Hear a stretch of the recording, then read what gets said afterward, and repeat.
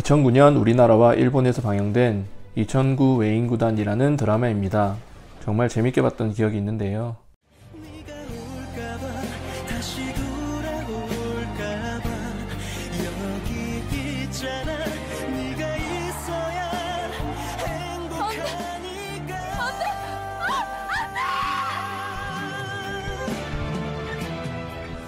전승으로 우승을 앞둔 외인구단의 마지막 경기에서 주인공 오해성은 사랑하는 엄지를 위해 동료들을 버리고 패배를 선택하고 맙니다.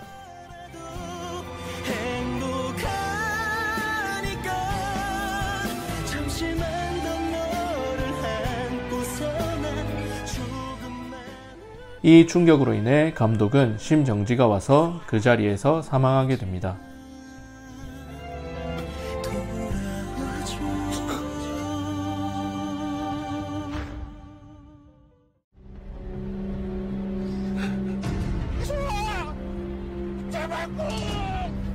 제가 주목한 장면은 바로 이 장면입니다. 여러분 안녕하세요. 즐거운 의학TV의 닥터K입니다. 우리 몸에서 하루에 약 10만 번 정도 쉬지 않고 움직이는 것이 있는데 뭔지 아시나요? 네, 심장입니다. 심장은 우리 몸 곳곳에 혈액을 보내주는 펌프와 같은 역할을 하는 아주 중요한 장기이고요. 일정 시간 이상 멈추게 되면 우리는 죽음을 맞이할 수밖에 없게 됩니다. 오늘은 심장질환 중 갑자기 죽음에 이를 수 있는 무서운 질병인 허혈성 심장질환에 대해 이야기해 보려고 합니다.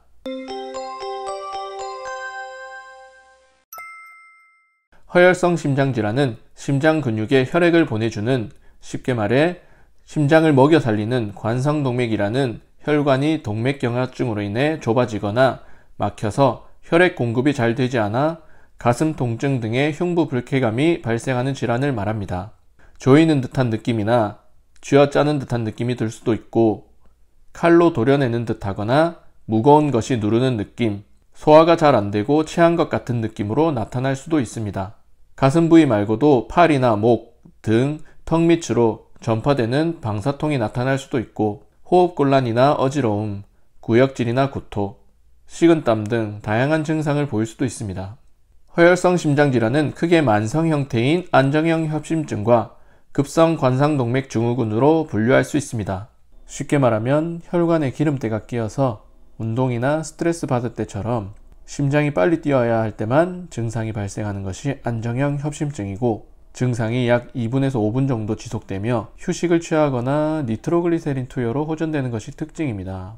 오랫동안 쌓여 딱딱하게 굳어진 기름때가 갑자기 터져서 혈전과 함께 혈관을 막아버리게 되는 것이 급성 관상동맥 증후군인데, 혈관이 막혀 휴식을 할 때도 증상이 나타나는 불안정 협심증과 더 심해져서 심장 근육의 괴사가 발생하는 급성 심근경색증으로 나눌 수 있습니다. 불안정 협심증은 휴식을 취하는데도 증상이 10분 이상 길게 지속되거나 최근 2개월 내 새롭게 증상이 발생하였거나 기존의 증상이 점점 심해지는 양상을 보이는 협심증입니다. 언제든지 심근경색으로 진행할 수 있는 불안정한 상태를 의미합니다.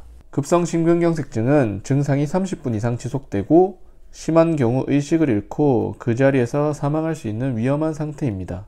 진단은 가장 먼저 심장의 전기 신호를 측정하는 심전도 검사와 혈액 검사를 시행하고 심장 초음파, 운동부하 검사, 심장 핵의학 검사 등을 시행할 수 있습니다. 진단의 가장 확실한 검사는 심혈관 조영술인데, 혈관에 막힌 부분과 정도를 확인할 수 있고 혈관을 넓히는 시술을 함께 시행할 수도 있습니다.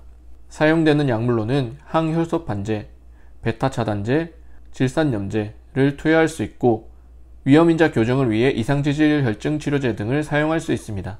혈전용해요법이나 관상동맥 중재 시술과 같이 막힌 혈관을 뚫어주는 치료가 있으며, 심하게 막혔거나 여러 군데 막힌 경우 다른 부위의 혈관을 떼어 대신 이어주는 관상동맥 우회로 수술이 있습니다. 갑자기 심한 가슴 통증이 발생하였다면 최대한 빨리 119에 신고하고 병원으로 가는 것이 좋습니다.